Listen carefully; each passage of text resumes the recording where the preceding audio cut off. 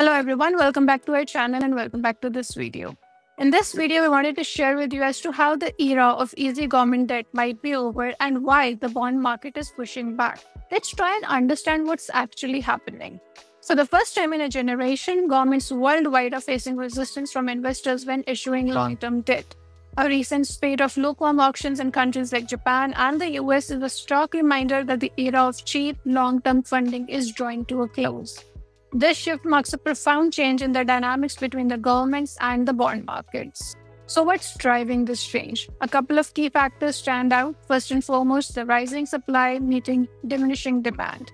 Governments are issuing record amounts of debt to fund pandemic spending and other initiatives, while the central banks are offloading bonds they bought during the quantitative easing period. Traditional buyers like the pension funds and life insurers are pulling back either due to the demographic shift or the changing investment strategies. Secondly, the higher yields and the debt sustainability concerns.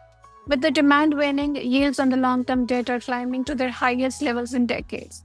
This means that the governments must pay more to borrow, adding strain to the budgets already stretched by higher interest costs. In some countries, debt service payments now rival spending on key areas like defense and education. And thirdly, the market power and the political tensions. The bond market's influence is growing. As the supply and demand mismatch persists, the risk of fiscal pushback, similar to that of the UK's 2022 gilt crisis, becomes more pronounced. This dynamic is forcing governments to confront uncomfortable questions about the debt sustainability, spending priorities, and political stability. This brings us to the return of bond vigilantes. The concept of bond vigilantes, investors who push governments to maintain fiscal discipline, dates back to 1980s.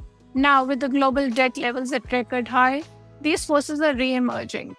Ed Yardeni, the economist who coined this term, warns that the bond vigilantes of the world are uniting in their scrutiny of public finances. So, what are the implications for the governments and for the corporates? Now, as the long-term yields rise, governments are exploring strategies like issuing shorter-dated debt to manage the cost. However, this approach comes with refinancing risk and doesn't address the core problem, excessive borrowing. Central banks face their own dilemma, balancing quantitative tightening with the need to maintain market stability. And more importantly, these challenges are not confined to governments. Corporate borrowing costs are linked to government bond yields, meaning that higher yields ripple through to the private sector, impacting growth and investment. So, what is the path forward out here? Experts agree that without robust economic growth or serious fiscal reform, debt burdens will continue to mount. Some warn that the governments may resort to higher inflation as a de facto means of eroding the real value of their debts.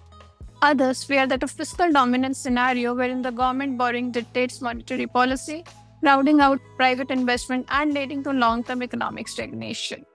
For now, the debate is not whether the crisis is imminent, but how the governments can navigate this new reality. Will they find the political will to rein in the spending?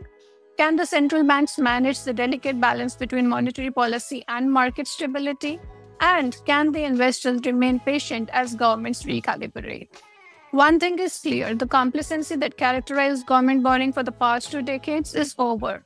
The bond market has become a powerful referee in the global economy, and governments ignore it at their peril. That's all that we wanted to share with you in this particular video. Hope you've enjoyed this video. Do stay tuned in for more. Thank you.